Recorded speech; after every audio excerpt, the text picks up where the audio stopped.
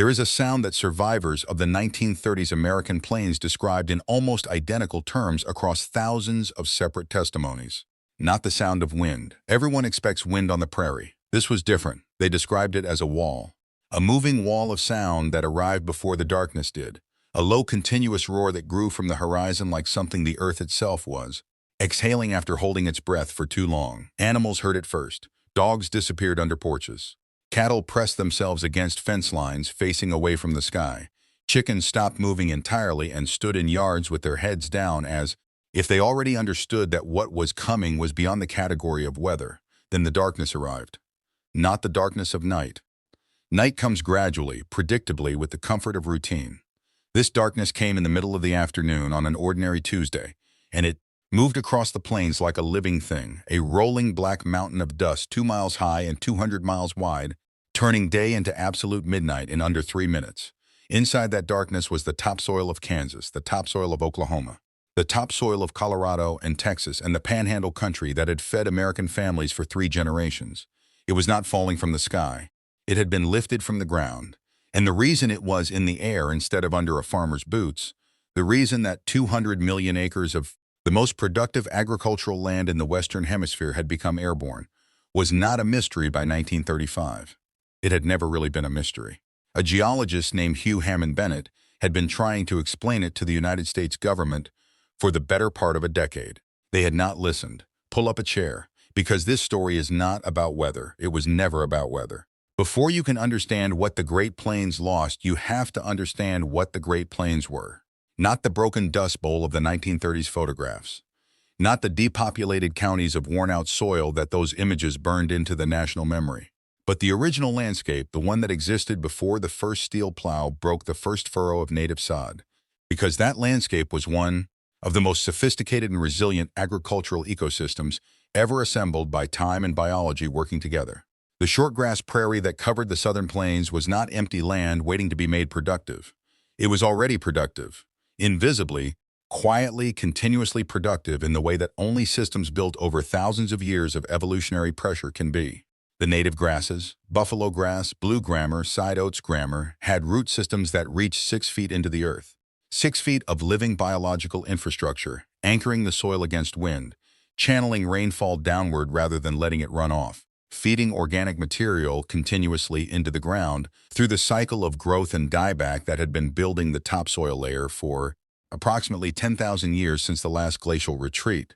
That topsoil layer was, in agricultural terms, the most valuable thing in some parts of the southern plains. It ran 18 inches deep, dark, rich, biologically active soil carrying the accumulated fertility of 100 centuries of prairie ecology.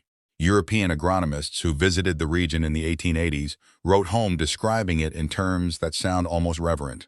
One German soil scientist wrote that the black earth of the Kansas plains reminded him of the Chernozem of Ukraine, the same depth, the same biological richness, the same quality of 10,000 years of uninterrupted grassland building something extraordinary from the ground up. What lived on that soil was equally remarkable. 60 million bison had grazed the plains for millennia in a grazing pattern, moving continuously, never staying long enough to overgraze any single area, that actually maintained and enriched the grass ecosystem rather than degrading it. Their hooves broke the soil surface in ways that improved water infiltration. Their dung fed the microbial communities that kept the soil biologically alive. It was not wilderness. It was agriculture, ancient, sophisticated, perfectly calibrated agriculture running without human management on a continental scale.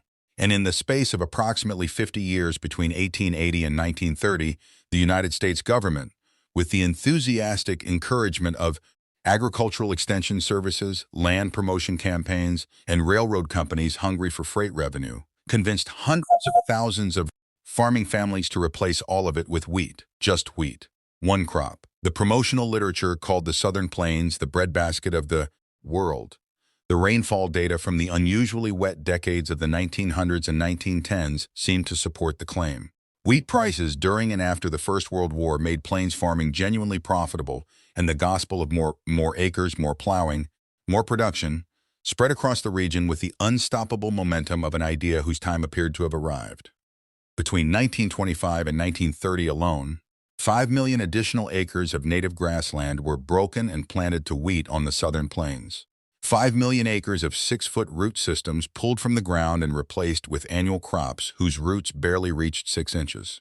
The ancient biological anchor was gone. What remained was bare, exposed, unprotected topsoil, 10,000 years of accumulated fertility sitting on the surface of the earth with nothing holding it down. And the rain that had made the promotional literature seem credible began almost immediately to stop. Hugh Hammond Bennett was not a dramatic man. He was a soil scientist from North Carolina who had spent most of his adult life doing the unglamorous work of looking carefully at dirt. Not the chemistry of soil, though he understood that, but the physical behavior of soil, how it moved, what held it in place. What happened when the things that held it in place were removed? By 1928, Bennett had traveled enough of the American countryside to have assembled a picture that alarmed him deeply. He had seen the gullies forming in southern cotton fields where topsoil was washing into streams at rates that no agricultural system could sustainably absorb. He had watched the early dust storms forming on the overplowed plains of Oklahoma and Texas, smaller than what was coming, but carrying the unmistakable signature of a landscape losing its grip on itself. He wrote a pamphlet for the United States Department of Agriculture in 1928, titled, with a directness that the USDA found slightly uncomfortable, Soil Erosion, a National Menace. In it, he estimated that the United States was losing approximately 400 million tons of topsoil per year to wind and water erosion. He described in careful scientific language the precise mechanism by which native grassland destruction removed the biological systems that held soil in place. He explained that annual crops like wheat left soil bare and unprotected for significant portions of the year, exposed to wind and rain in ways that perennial native grasses never allowed. He recommended immediate and significant changes to plains farming practice, contour plowing, crop rotation, maintaining grass buffer strips between fields, reducing the total acreage under annual cultivation. The USDA published the pamphlet, then largely ignored it. The prevailing agricultural wisdom of the era, promoted through government extension, services, agricultural colleges, and the powerful farm lobby, held that the plains were best served by maximum production. The technology existed to plow more acres than ever before. The market, at least until 1929, rewarded farmers who planted fence post to fence post. The cultural logic of the era told farming families that idle land was wasted land and that a good farmer was a productive farmer and that productivity meant cultivation. Rain follows the plow, an earlier generation of promoters had claimed. The pseudo-scientific theory that breaking native sod somehow encouraged rainfall by exposing more moisture to the atmosphere. The theory was wrong. It had always been wrong. But it had served the interests of land speculators and railroad companies so effectively that it had embedded itself in the agricultural consciousness of the plains like a weed that pulled out everything nutritious when you finally extracted it. Bennett watched the acreage figures climb. He watched the rainfall figures drop. He understood with the cold clarity of a man who has spent his life reading what the ground is telling him that these two trends were heading toward a collision. Nobody in Washington was listening with any urgency. The sky for the moment was still blue. The drought arrived in 1931, not dramatically, not with any single moment that could be identified afterward as the turning point, just a gradual withdrawal of moisture from a landscape that had already been stripped of every biological mechanism for retaining what little fell. The wheat crop failed, the bare fields dried, and the wind, which had always blown across the southern plains, which had been blowing across that landscape since before human memory, found something it had never encountered before in 10,000 years of sweeping the prairie, loose soil with nothing holding it down. The first serious dust storms, black blizzards the newspapers began calling them, though the name somehow failed to capture the agricultural catastrophe embedded inside the meteorological spectacle, began rolling across the panhandle country of Texas and Oklahoma in 1932. By 1933, they were reaching Kansas. By 1934, they were crossing the Mississippi River and depositing plains topsoil on the streets of Chicago and the decks of ships 300 miles into the Atlantic Ocean. Ships 300 miles out to sea were finding Kansas dirt on their decks. Think about what that means agriculturally for a moment. Not meteorologically, agriculturally. That dirt on those ship decks was not just dust. It was organic matter. It was fungal networks. It was the biological material that had been building in the southern plains soil for 100 centuries. It was the thing that made the difference between land that could feed a family and land that could not. And it was blowing into the ocean. It was not coming back. Inside the dust storms, the experience was unlike anything in American agricultural memory. Families stuffed wet rags around window frames and door sills and still found fine silt coating everything inside their homes by morning. Farmers drove fence posts to mark their fields and found them buried to the crossbar within a season. Drifts of dust accumulated against farmhouse walls like snow, except snow melted in spring. These drifts had to be shoveled, and what you were shoveling was your neighbor's former topsoil. And your topsoil was somewhere in his yard. And both of your topsoils were, in some meaningful agricultural sense, gone. Children developed a respiratory condition that doctors in the region began calling dust pneumonia, a silting of the lungs from breathing air that was more particulate matter than oxygen on the worst days. In the spring of 1935 alone, dust pneumonia killed dozens of people across the affected region. Entire families abandoned farms that their grandparents had broken from native sod with nothing but mules and determination. By 1935, an estimated 850 million tons of topsoil had blown off the southern plains in a single year. Bennett had estimated 400 million tons nationally back in 1928 and called it a national menace. The reality had doubled his worst projection in a single storm season. In April of 1935, Hugh Hammond Bennett was scheduled to testify before a Senate subcommittee in Washington about the need for a permanent soil conservation agency. He had been pushing for this for years. He had the data. He had the field observations. He had everything except the political will of a Congress that was still, even in 1935, reluctant to commit federal resources to what some members characterized as a regional farming problem. Bennett knew a dust storm was moving east from the plains as he prepared his testimony. He had spent enough years reading the weather patterns of the agricultural heartland to understand the timing of what was coming. He stretched his opening remarks. He elaborated on historical context. He went into extended detail on soil chemistry that his audience found somewhat difficult to follow. His colleagues watching from the gallery later said they could see him checking the windows between sentences. He was waiting. And then it arrived. The dust cloud from the southern plains, traveling for days across the continent, reached Washington, D.C. in the middle of Bennett's testimony and turned the sky outside the Senate hearing room a distinctive brownish yellow that cast an eerie dimmed light through the windows that every person in that room noticed simultaneously. Bennett stopped speaking. He let the committee members look at the windows. He let them sit in the strange half-light of a Washington afternoon that smelled faintly of Oklahoma and tasted of Kansas. Then he said quietly, something along the lines of, "Gentlemen, this is what I have been talking about." The Soil Conservation Act passed within weeks. It is one of the most remarkable moments in American agricultural policy history. A scientist who had spent a decade being politely ignored finally, getting his proof delivered by the wind itself to the chamber where the people who needed convincing were sitting. But here is the agricultural truth that Bennett's moment of vindication cannot obscure. By the time the dust reached Washington in April 1935, by the time it was dramatic enough and visible enough and politically inconvenient enough to finally generate action, the damage to the southern plains had already been done on a scale that no conservation act could reverse in any time frame, meaningful to the farming families who were living through it. The topsoil that landed on those Senate windows was gone. The biological systems that had built it over 10,000 years were gone. The farming families who had followed government advice and plowed every available acre were now watching their livelihoods blow past in walls of black air. The government had told them to plow more. A geologist had told them what would happen if they did. The geologist had been right. Between 1930 and 1940, approximately 3.5 million people left the Great Plains. Not because they wanted to leave. Farming families do not abandon land lightly. They leave when the land can no longer sustain them, and when the system that was supposed to support them has made clear through years of failed policy and inadequate response that it does not intend to. The Okies, the name applied often with contempt to the displaced farm families of Oklahoma, Texas, Kansas, and Colorado who packed everything they owned into failing automobiles and headed west toward California, were not lazy farmers who had mismanaged their land. Most of them had followed every piece of advice the government extension services had given them. They had plowed when told to plow. They had planted what they were told to plant. They had borrowed money against future harvests to buy the tractors and equipment that made maximum production possible. And when the system failed, when the rainfall stopped and the soil blew and the wheat prices collapsed simultaneously, same government that had encouraged maximum production offered them relief programs that required them to reduce their herds and fallow their fields. In exchange for federal payments, they were being paid to stop doing what they had been encouraged to do. John Steinbeck captured the human scale of this in his 1939 novel, The Grapes of Wrath.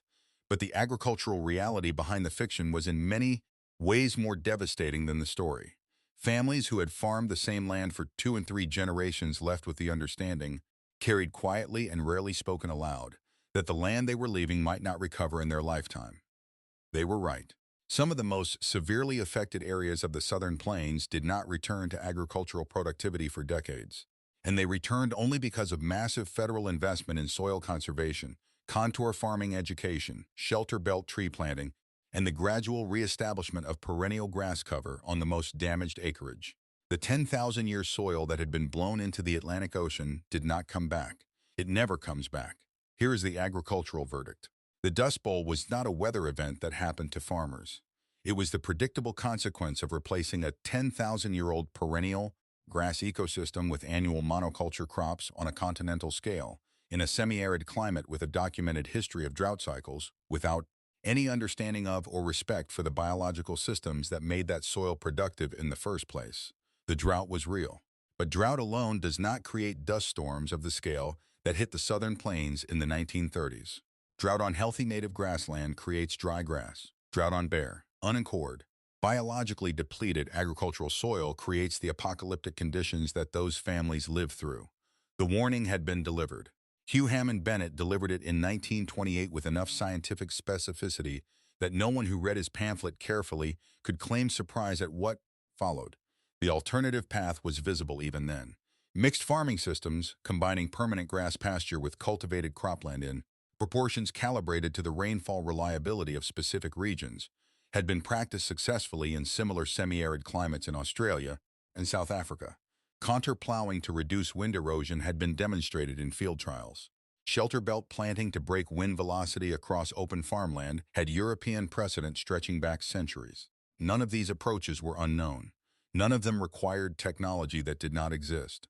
What they required was a willingness to accept lower short-term production in exchange for long-term agricultural resilience. That willingness did not exist in a system that measured agricultural success purely by bushels per acre and acres under cultivation. And here is the question I want to leave with you. The southern plains today are facing a new version of the same crisis. The Ogallala Aquifer, the underground water source that transformed the post-Dust Bowl plains into one of the world's most productive irrigated agricultural regions, is being depleted at rates that current farming practices cannot sustain. Some projections suggest significant portions of it will be effectively exhausted within the lifetimes of farmers currently working the land above it. The scientists are saying now, with the same careful precision that Bennett used in 1928, that the current system is not sustainable. The government is listening with approximately the same urgency it showed Bennett. If you were advising Plains agricultural policy today, with the full knowledge of what happened to the farmers who followed the last round of government advice, what single change to the current farming system would you make first? And do you believe that a farming system built around maximum production can ever build in the restraint that long-term soil health requires? Or does the economic pressure to produce always win until the land simply stops cooperating? The field is yours. What would you have done differently? There is a photograph I want to leave you with. It was taken in 1936 by a Farm Security Administration photographer named Dorothea Lange somewhere in the Texas Panhandle. It shows a farmhouse half buried in a dust drift. The drift has risen almost to the eaves on the windward side, a smooth, wind-sculpted slope of what was once someone's topsoil pressing against the walls of what was once someone's home. In the foreground of the photograph, almost missed because the eye goes immediately to the buried house, there is a fence post, just visible above the drift line. The fence post is still upright, still doing exactly what fence posts do, marking a boundary, defining a field, holding a wire line that presumably once enclosed something worth enclosing. But the ground it was driven into is gone, blown away. The post is not standing in soil anymore. It is standing in other people's soil, the accumulated drift of fields that used to exist somewhere upwind. The farmer who drove that post into the ground almost certainly did so with the expectation that it would still be marking the same boundary in 50 years, that his children would farm inside that fence line, that the soil his boots were standing in when he swung the post driver was a permanent, reliable generational thing. He was not wrong to expect that. He was wrong to trust a system that told him the way to honor that soil was to plow every acre of it and plant it all to wheat. Hugh Hammond Bennett understood something that the promotional literature and the extension service, bulletins and the railroad company advertisements never acknowledged. Soil is not a resource. It is a relationship built over thousands of years between grass and rain and microbes and time. A relationship that can be worked with carefully, generationally, with respect for its limits and its rhythms. But a relationship that cannot be industrialized without consequence, cannot be pushed beyond its capacity indefinitely, cannot be treated as an input to be maximized rather than a living system to be maintained. When that relationship breaks, when the soil that took 10,000 years to build takes 3 years to blow away, it does not send a bill. It just goes. And the people who depended on it have to decide whether to follow it or stay and try to rebuild something from what is left. Most of them followed. The fence posts stayed, still marking a boundary that no longer exists above ground the way it used to. Some boundaries, once lost, take longer than a lifetime to find again. The field is yours. What would you have done differently? Next on Harvests of Power, Mao's officials reported a record harvest. Then a village doctor counted 45 million empty beds. The story of the Great Leap Forward famine and the agricultural lie that nobody in China was allowed to tell.